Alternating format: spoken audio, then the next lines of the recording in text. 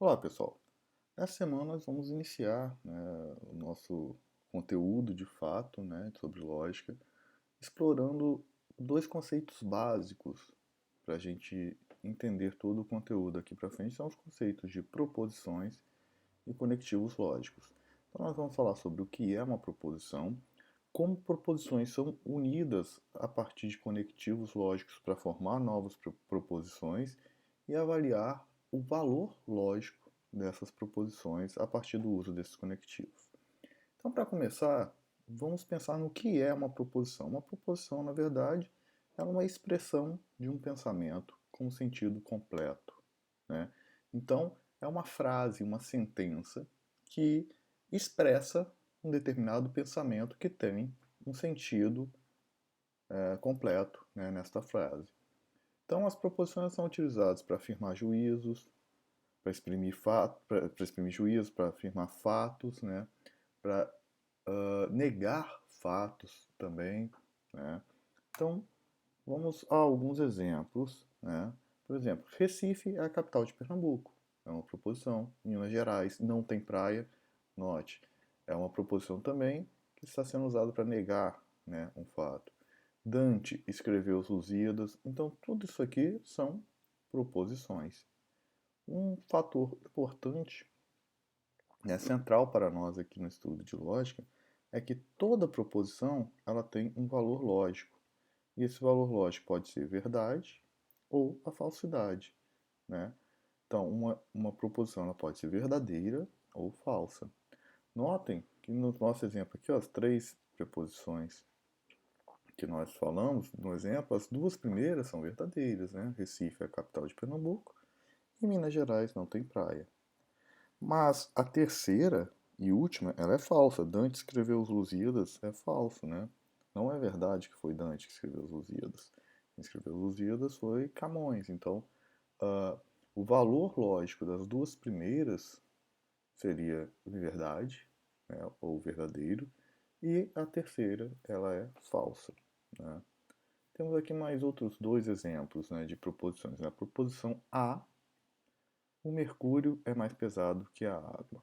Proposição B, o Sol gira em torno da Terra. O valor lógico da proposição A é verdade, né? O mercúrio de fato é mais pesado que a água. Então, o valor lógico dessa proposição é verdade, que é abreviado por um V maiúsculo. Então, a gente vai usar sempre o V maiúsculo para abreviar, né, o valor lógico de verdade. Já a proposição B, que diz que o Sol gira em torno da Terra, ela é falsa, né? Então, o valor lógico dela é a falsidade, ou seja, F, né? A gente está abreviando por F, ok? É importante a gente ter em mente, então, os dois princípios básicos, né, da lógica matemática, ou axiomas da lógica matemática, que são o princípio da não contradição e o princípio do terceiro excluído. O que é isso? O princípio da não contradição diz que uma proposição ela não pode ser verdadeira e falsa ao mesmo tempo, ok? Então nenhuma proposição vai poder ser ao mesmo tempo verdadeira e falsa. E o princípio do terceiro excluído diz que toda proposição tem que ser verdadeira ou falsa, ou seja, não há uma terceira hipótese, né? Por isso que é o terceiro excluído, só há duas hipóteses, ou é verdadeira ou é falsa.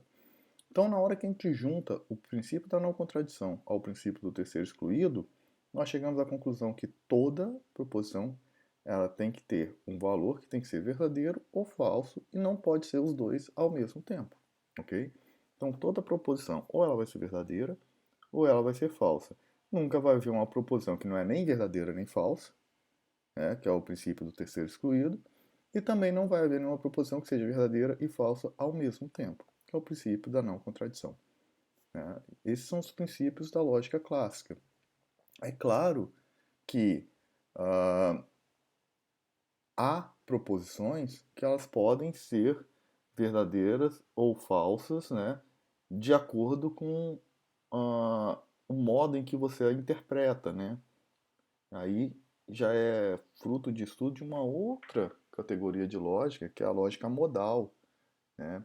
Por exemplo, um das lógicas modais mais clássicas é a lógica modal temporal.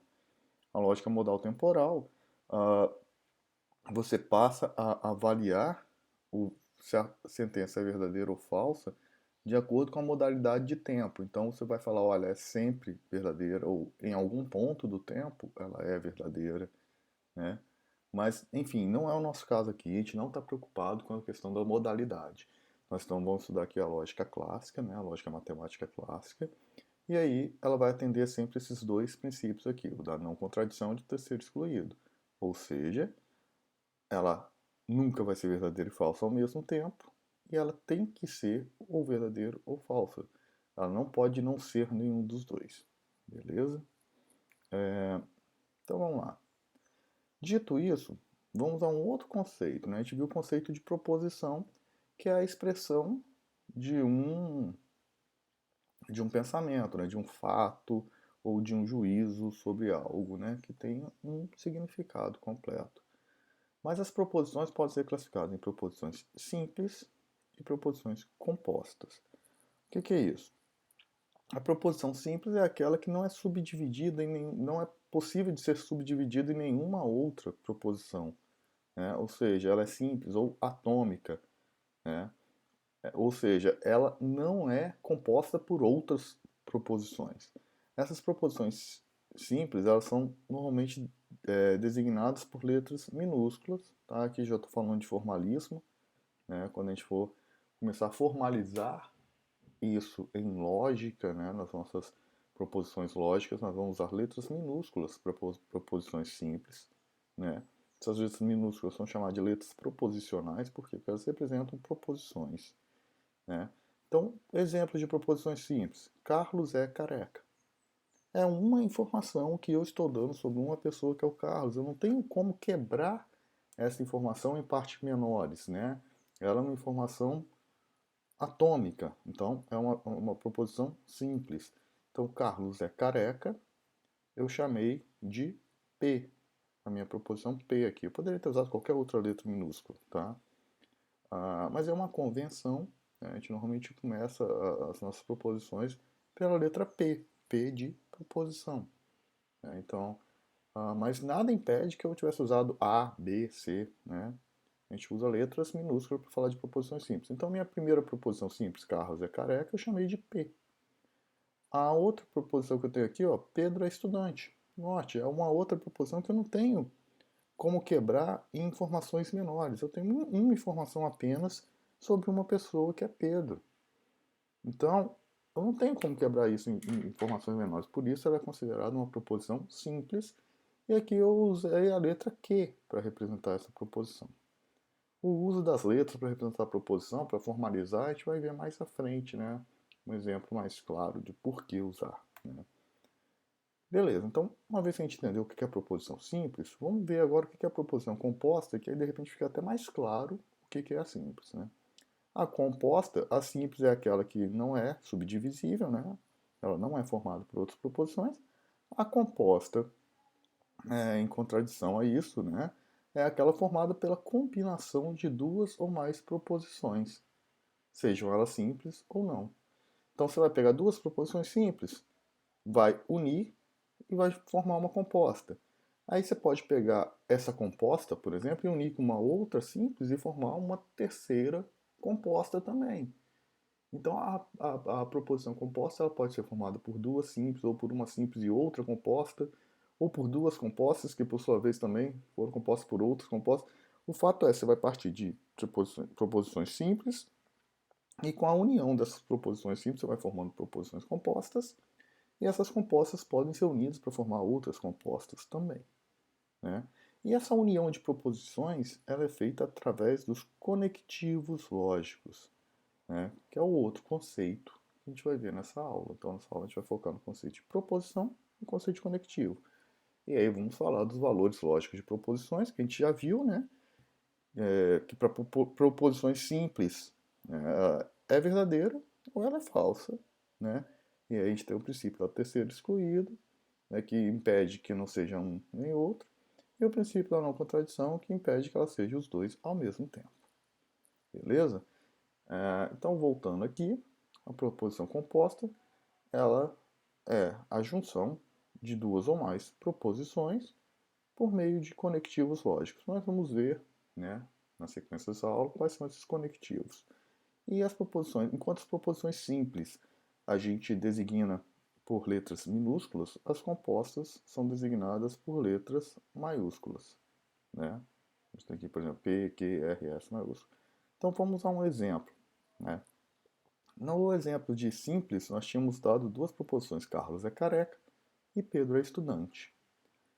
A gente pode usar essas duas simples para formar uma composta falando, por exemplo, que Carlos é careca e Pedro é estudante. Ou que Carlos é careca ou Pedro é estudante. Ou poderíamos ter formado Carlos é careca e Pedro não é estudante. Ou ainda nós podemos formar uma proposição como: se Carlos é careca, então Carlos é feliz, por exemplo. É uma proposição composta, né? Que é composta pela união de duas outras proposições. A proposição de Carlos é careca e Carlos é feliz. Assim como o P era formado pelas proposições Carlos é careca e pela proposição Pedro é estudante. E note, o que uniu essas duas proposições para formar a proposição composta? No caso da primeira aqui, ó, foi o E, que é um conectivo lógico. A segunda foi pelo conectivo lógico ou, né? Carlos é careca ou Pedro é estudante. A terceira, o que uniu as proposições Carlos é careca e Carlos é feliz, foi o conectivo se então. A gente vai ver ainda nessa aula os conectivos lógicos clássicos e qual a ideia por trás de cada um deles, ok? O que é importante vocês notarem aqui é essa ideia de termos proposições simples unidas por conectivos lógicos formando proposições compostas, ok? Então vamos lá. Então, entendido isso, né, que as proposições simples podem ser unidas através de conectivos para formar as proposições compostas, vamos então aos conectivos lógicos mais utilizados, os conectivos lógicos clássicos da lógica matemática, que são esses cinco, na verdade são seis, né, que aqui está faltando o ou exclusivo, né, que são seis os que nós vamos ver. O e, o ou, o não, o se então e o se somente se. Tá? Nós vamos falar de cada um desses conectivos até o fim dessa aula. Aqui nós temos mais alguns exemplos, né? Que são exatamente os mesmos, né, do anterior, só que trouxe para o mesmo slide, né, as proposições simples. Então tem as três proposições simples aqui, ó, Carlos é careca, Pedro é estudante, Carlos é feliz. E aí com elas eu formei, por exemplo, essa proposição composta aqui, ó, Carlos é careca e Pedro é estudante. Ou essa outra aqui que diz que se Carlos é careca, então Carlos é feliz. Então note que aqui eu usei, desculpem, aqui eu usei o conectivo e para unir as duas proposições formando essa proposição composta, e aqui eu usei o conectivo se então. É uma coisa que eu não ressaltei nesse slide anterior é a representação lógico-matemática dos conectivos. O E ele é representado por esse chapéuzinho aqui, né, por esse V de cabeça para baixo. O OU é por esse Vzinho minúsculo aqui, né? O não é pelo tio. O C, então, é uma seta com uma ponta só. E o C e somente C por essa seta com duas pontas. Então, dadas essas representações, a proposição P maiúsculo, que é essa proposição composta aqui, ela pode ser representada como? Por Carlos é careca, o que? A minha proposição P minúsculo aqui, ó. E, o símbolo do E está aqui, ó. É o chapéuzinho, o V de cabeça para baixo.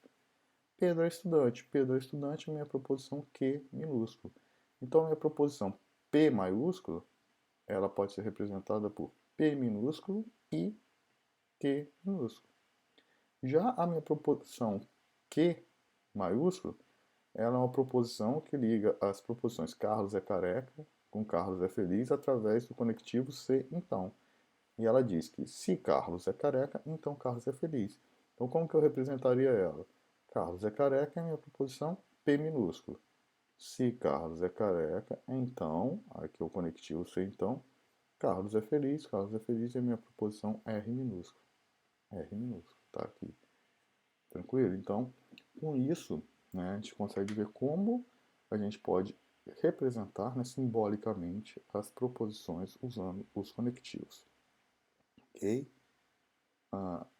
Entendido isso, nós vamos passar agora para uma parte da aula onde nós vamos avaliar o valor lógico das proposições, né, compostas, considerando o conectivo que foi usado e o valor lógico das proposições simples.